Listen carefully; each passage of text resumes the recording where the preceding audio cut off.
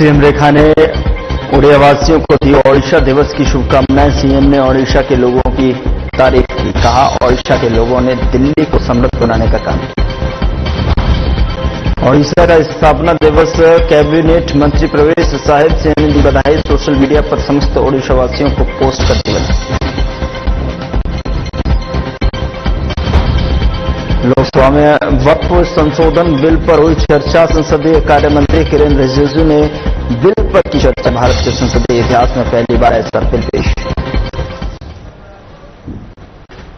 नमस्कार, मैं हूं आपके साथ गौरव राजेंद्र। बुलेटिन की शुरुआत करते हैं। दिल्ली की मुख्यमंत्री रेखा गुप्ता ने ओडिशा दिवस समारोह 2025 पर कहा कि उन्हें बहुत खुशी है कि ओडिशा से लाखों भाई बहन दिल्ली आए और न सिर्फ यहां बसे बल्कि दिल्ली को गति देने और दिल्ली को समृद्ध बनाने का भी काम किया। ओडिशा की संस्कृति, कला और इतिहास को पूरे देश ने देखा और सुना है और उन्होंने आप सभी उड़िया भाई बहनों को बताना चाहती हूं कि इस बार का उत्कल महोत्सव बहुत खास है क्योंकि ओडिशा और दिल्ली दोनों जगह प्रधानमंत्री मोदी के नेतृत्व में बीजेपी की सरकार है।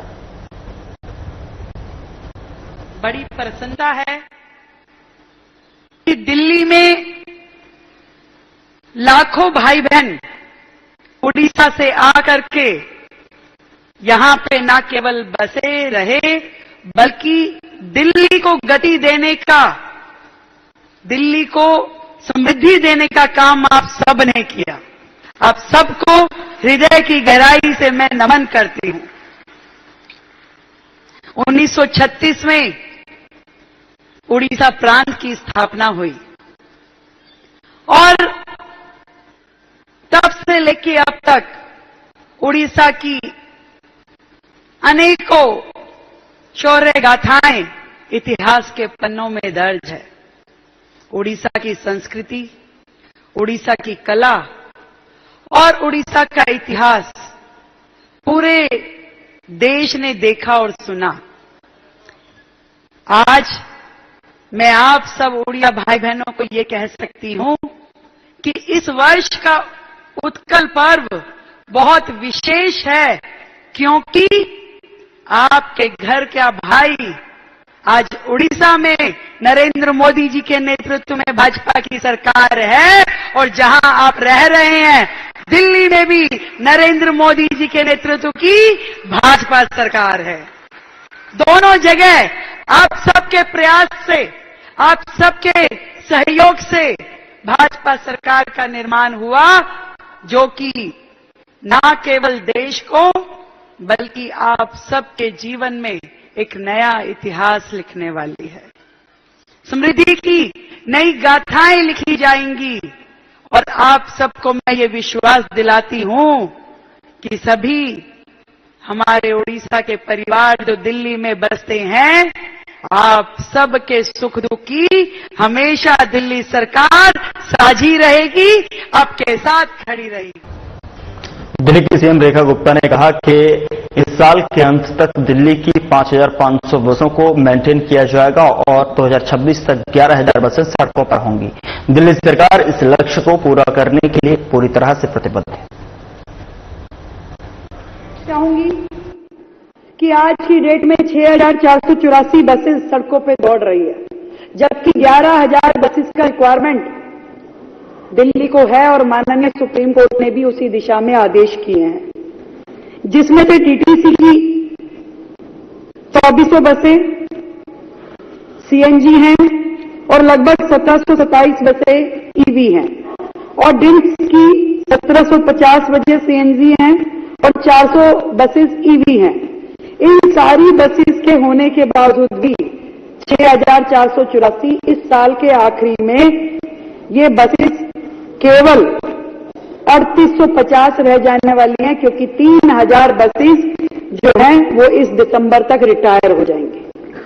ये 3,850 बसेस जो रह जाएगी इसकी संख्या फिर से किस प्रकार से बढ़ाई जाएगी उसकी प्लानिंग हमने की है कि आते ही सरकार के गठन के तुरंत बाद हमने 2800 बसेस का ऑर्डर प्लेस किया और ईवी बसेस तो इस साल के आखिरी तक हम जो 3850 बसेस रह जाएंगी वो, उसमें 1500 बसेस और ईवी व्हीकल और 2800 बसें ये जोड़ करके कोशिश करके लगभग 5500 बसेस ये इस साल के आखिरी तक उसे मेंटेन करेंगे और 2026 तक पूरी 11000 बसों को ऑन रोड हम लेकर के आएंगे। इस काम के लिए दिल्ली सरकार दृढ़ संकल्प में है, किसी भी तरह की कोई कोताही उसमें ना रहे, ऐसा हमारा प्रयास रहेगा कि पूरी रिक्वायरमेंट के हिसाब से दिल्ली को उसकी बसेस दी जाए।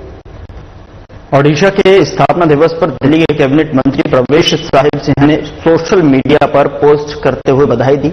प्रवेश साहिब सिंह ने लिखा कि सांस्कृतिक वैभव, प्राकृतिक सौंदर्य और गौरवशाली इतिहास से सुशोभित भूमि ओडिशा के स्थापना दिवस की समस्त ओडिशा वासियों को हार्दिक बधाई और शुभकामनाएं। जय जगन्नाथ।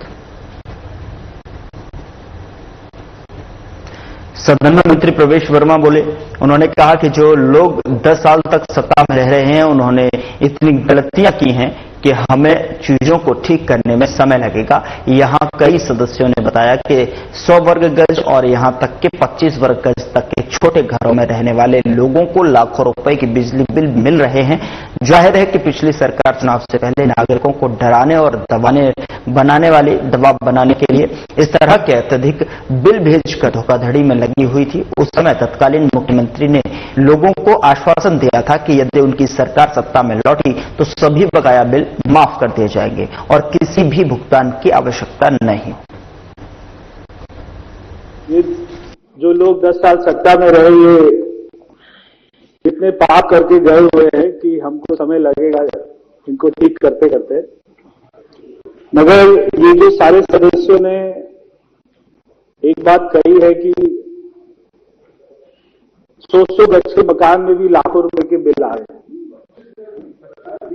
25 गज के मकान में भी लाखों रुपए के बिल आ रहे हैं। तो कहीं ना कहीं इलेक्शन से पहले जो सरकार थी उन्होंने ये बदमाशी करी है कि ऐसे लोगों के घरों में लाखों रुपए के बिल भेजकर उनको डराया जाए, धमकाया जाए। और जो उस समय के मुख्यमंत्री रहते थे तो ये कहते थे कि हमारी सरकार आएगी तो हम सभी को माफ कर देंगे, बिल आपको जमा कराने की जरूरत नहीं है। अगर भारतीय जनता पार्टी की सरकार आएगी तो आपको लाखों रुपए के बिल। तो इस तरीके से उनको डराने का भी काम किया। अभी हमारे सदस्य मरवा जी कह रहे थे हमारे मान सम्मान की रक्षा कीजिए क्योंकि नई नई सरकार बनी है। तो मैं आप सभी को एक बात कहना चाहता हूं कि आपका मान सम्मान बढ़ाएं।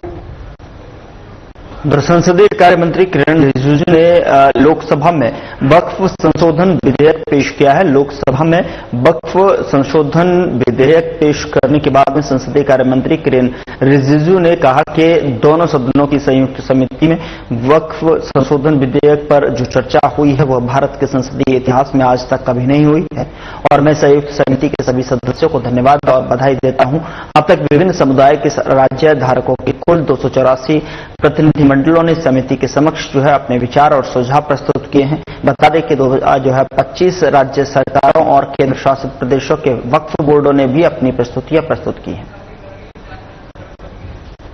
I rise to move the motion for consideration of the Waqf Amendment Bill 2025 and Mussalman Waqf Repeal Bill 2024। अध्यक्ष महोदय जी, आपने जो रूलिंग दिया है जेपीसी के बारे में जिक्र किया है, उसी के साथ साथ जुड़ते हुए उन सबको बहुत डिटेल में जाने का भी आवश्यकता नहीं है। कमेटी के बारे में उसका जिक्र काफी हो चुके हैं, लेकिन मैं इतना कहना चाहता हूं कि जो कमेटी इस बार दोनों सदन लोकसभा राज्यसभा मिला करके ज्वाइंट कमेटी में वक्फ अमेंडमेंट बिल पे जो चर्चा हुई है, आज तक भारत के संसदीय इतिहास में इतना व्यापक रूप से चर्चा। दिल्ली सरकार में कैबिनेट मंत्री कपिल मिश्रा ने केंद्रीय वित्त मंत्री निर्मला सीतारमण से मुलाकात कर उनकी प्रशंसा की है। उन्होंने कहा कि विकसित दिल्ली के लिए जो है 1 लाख करोड़ रुपए का बजट देने के लिए देशवासियों को 12 लाख तक की इनकम टैक्स छूट देने के लिए देश की पहली पूर्णकालिक महिला वित्त मंत्री निर्मला सीतारमण का बहुत आभार। आपका कुशल अनुशासनात्मक नेतृत्व हम सभी के लिए अनुकरणीय है। वक्फ बोर्ड पर संशोधन को लेकर दिल्ली कैबिनेट मंत्री कपिल मिश्रा ने ट्वीट कर लिखा कि वक्फ बोर्ड संशोधन जरूरी है क्योंकि वक्फ संपत्तियों पर अवैध कब्जा और स्वामित्व विवाद बड़ी समस्या है। कानूनी दस्तावेजों की कमी से गलत तरीके से संपत्तियों पर कब्जा होता है।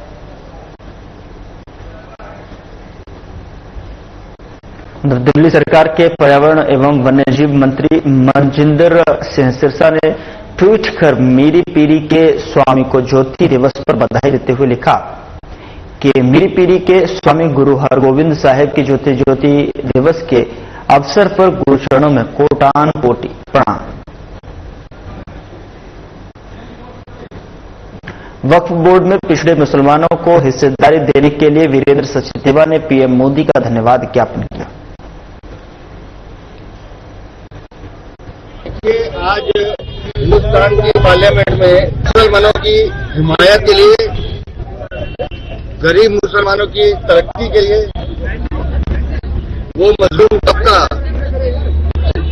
जो मुसलमानों में इसकी तरफ कभी ध्यान नहीं दिया गया, चाहे वो बेवा औरतें हो या 3 बच्चे हों, उन सबकी तरक्की के लिए माननीय प्रधानमंत्री श्रीमान नरेंद्र मोदी के नेतृत्व में आज बहुत अमेंडमेंट बिल, मैं तो कहता हूँ उसे अमेंडमेंट बिल के लिए वक्फ इम्प्रूवमेंट बिल भी कह सकते हैं, वो लाया जा रहा है। दिल्ली के कैबिनेट मंत्री रविंद्र सिंह इंदिरास ने विधानसभा सचिवालय स्थित कार्यालय में आगामी 14 अप्रैल को बाबा साहेब भीमराव अंबेडकर की जयंती के उपलक्ष्य में आयोजित होने वाले कार्यक्रम की समीक्षा बैठक की, जिसकी जानकारी देते हुए उन्होंने बताया कि अधिकारियों के साथ में बैठक संपन्न हुई है और बैठक में कार्यक्रम की रूपरेखा, तैयारियों और समुचित व्यवस्थाओं पर विस्तार से चर्चा की गई।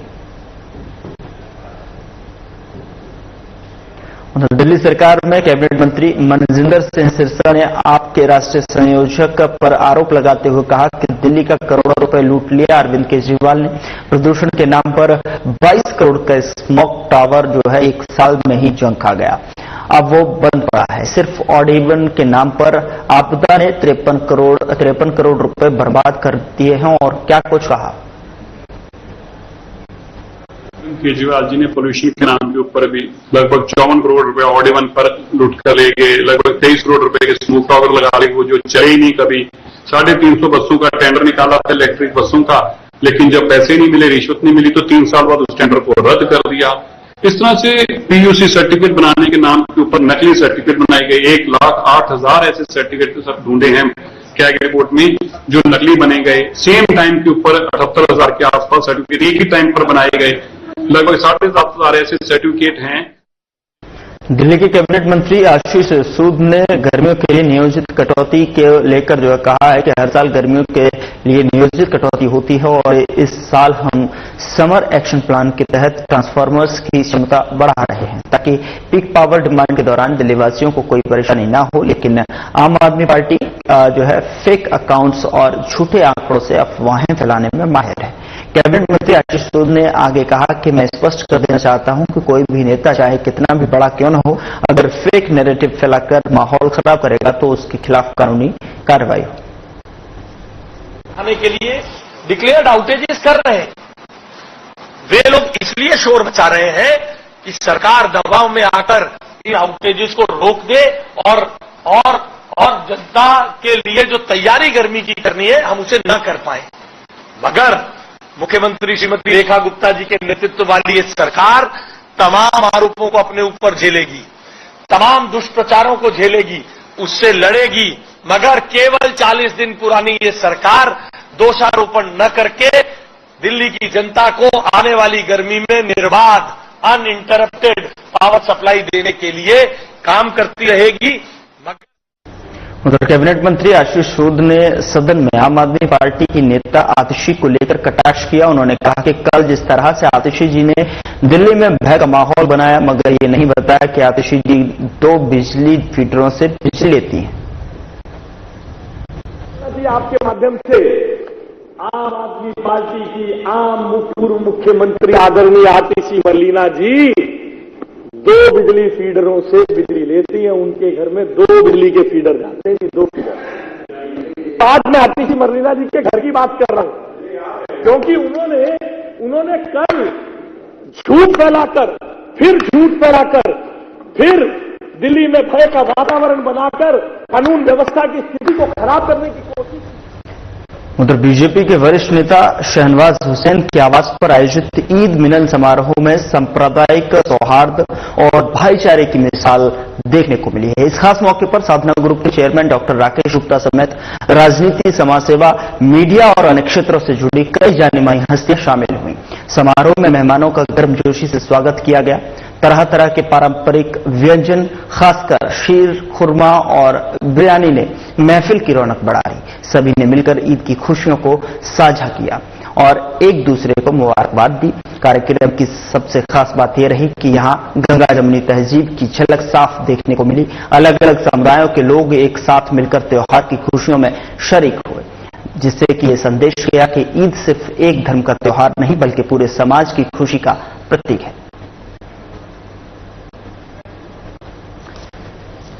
शहनवाज हुसैन यहां पर भाईचारे की मिसाल जो है देखने को मिली है। दिल्ली से ये तस्वीरें हैं जहां पर आप देख सकते हैं किस तरीके से ईद मिलन समारोह का आयोजन किया गया, जहां पर अलग अलग समुदाय के लोग जो है शरीक हुए।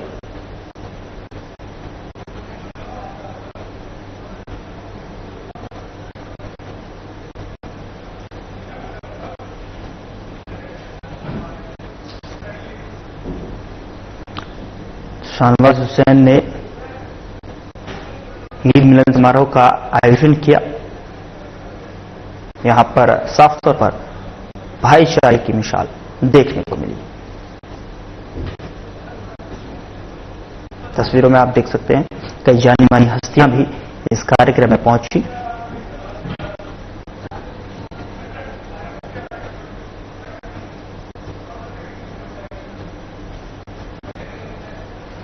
शहनवाज हुसैन ने इस ईद मिलन समारोह का आयोजन किया।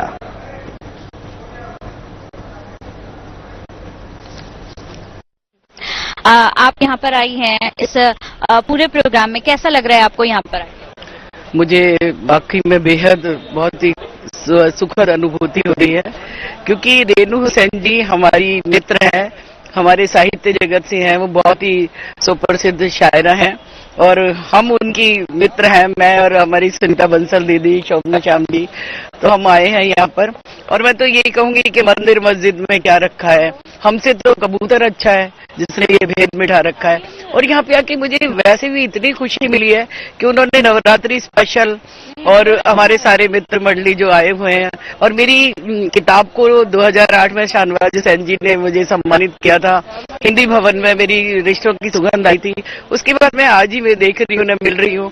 और वैसे भी शहनवाज हुसैन जी से जब भी मैं टीवी पर उनको सुनती हूँ, वो इतने विनम्र और इतना मतलब बहुत ही सॉफ्ट है कि मुझे लगता है कि मतलब क्यों दुनिया ने ये भेद बना रखा है। और अभी हमारी बहुत सारे मित्र साहित्यिक बंधु आने वाले हैं और आज हमें बहुत सारे नितिन गडकरी जी, हर्षवर्धन जी और भी अभी वो मिले थे। तो कई हमें नेता, बड़े बड़े नेताओं से मुलाकात हो रही है। तो ये मेरे लिए तो एक बहुत ही स्पेशल टाइम है कि इतनी खुशी हमें मिल रही है। और मैं एक बारी उनके लिए ये कहना चाहूंगी, शहनवाज हुसैन जी के लिए 4 पंक्तियां उनके लिए दे रही हूँ कि फूलों जैसा मन हो जिसका, कांटों की बिसात है क्या, चंदा जैसी शीतलता हो, तारों की फिर बातें क्या, थोड़े से ही लोग बहुत हैं, निर्मल निश्चल मन वाले, जिस पर कृपा रहे राम की, दुश्मन की औकात है क्या। तो मैं बहुत बहुत धन्यवाद। और आपसे मिलकर भी अच्छा लग रहा है। ये पूरा कार्यक्रम बहुत शानदार है, बहुत ही सुंदर व्यवस्था है यहाँ की, बहुत ही प्यारी। बहुत बहुत धन्यवाद। कैसा लग रहा है आपको यहाँ पर आके? शहनवाज हुसैन जी ने सभी को इनवाइट किया है, बहुत ही अच्छी व्यवस्था है, आपको कैसा लग रहा है? मैं सुनीता बंसल हूँ दिल्ली से और वरिष्ठ कवित्री हूँ, गीतकार भी हूँ, समाज सेविका भी हूँ। और मेरी उनसे फ्रेंडशिप काफी दिनों से है। मेरे वो गजलकारा हैं, गीतकारा हैं, उन्होंने ही हमको आमंत्रित किया है। और मेरे जब मैं कवित्री सम्मेलन किया तो वो भी मेरे यहाँ आई और उन्होंने बहुत अच्छी गजलें पढ़ी। और यहाँ आके तो ऐसा लग रहा है जैसे मेला लगा हुआ है। और बहुत ही लोग सब बहुत ही सरल स्वभाव के लोग हैं, इतनी सुंदरता से वो मिली हमको, गले मिल करके। फिर शहनाज साहब के साथ में हमारी फोटो खींची। फिर हमें विजय जौली जी मिले, जो कि बीजेपी के बड़े नेता हैं। वो मेरे पुराने मित्र हैं, पुराने हम लोगों के जान पहचान के। तो हम लोगों ने उनके साथ बात की, बहुत अच्छा लगा। और शहनाज साहब का तो बात क्या करें कि वो तो बीजेपी के करता धरता हैं, इलेक्शन कमीशन के सदस्य हैं। पर रेणु जी बहुत ही सरल स्वभाव की लेडी है और वो बहुत अच्छी कवित्री है, कलाकार है। उन्होंने बुलाया हमें प्यार से और हम भी चले आए उनको निहारते, हम भी चले आए उनको निहारते। उन्होंने बुलाया हमें प्यार से और हम भी चले आए उन्हें निहारते। बस ऐसे ही करते करते कारवां चलता चला जा रहा है। कुछ लोग मिल रहे हैं हमारे मिलने वाले यहाँ पॉलिटिशियंस जो है, उनसे मिल करके काफी दिनों के बाद मिले हैं, तो बड़ी खुशी हो रही है। जौली साहब मिले हैं, अभी मनोज तिवारी जी भी आई, उनसे भी मिलना है, तो बहुत अच्छा लग रहा है। फिलहाल बुलेटिन में इतना ही। नमस्कार।